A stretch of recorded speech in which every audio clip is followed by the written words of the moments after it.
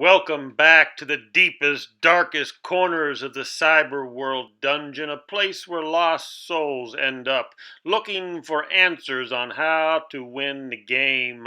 The game is poker, and I hardly even knew her.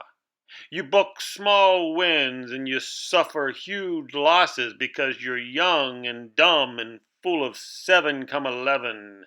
You're looking for answers, and all I have for you is insults. I call you snowflakes and hipsters and millennial clowns who text too much because you're afraid to talk on the telephone. Do I have your attention now, morons? Good. So, am I an old-fashioned Baptist preacher or a degenerate gambler fighting the poker gods for 40 years? Well, it's none of your goddamn business, because I pray to the God of the Gentiles. And yes, it is true that in the 1980s I was fortunate enough to play with the poker legend Johnny Moss. He was a gentleman, not afraid to look you in the eye or give you a backhanded compliment. To him, it was just a small game. It was a 20-40 Hold'em cash game at the Horseshoe. No stress and no mess. But to a young man like myself, it was all the money I had in the world sitting right in front of me on the green felt jungle of Sin City. There it was. And let me tell you, there was some stress there. You could feel it. If I lost that money, it was all the money I had in the world. And he knew it. Probably because he'd been there so many times before. Quite frankly, he could read me like a cheap novel. He felt at home at Binion's. All gamblers did.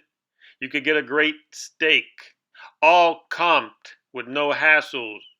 You could get drunk and they'd ask you to leave, but you were welcome back the next day when you were sober. No snowflakes and no hipsters and no feds spying on you. It's a world that the kids today might not be able to imagine, and that's sad. I'll tell you one last story I had with the grand old man. I was playing the master. We were at a 7-card stud tournament at the Four Queens. I had him down to one red chip.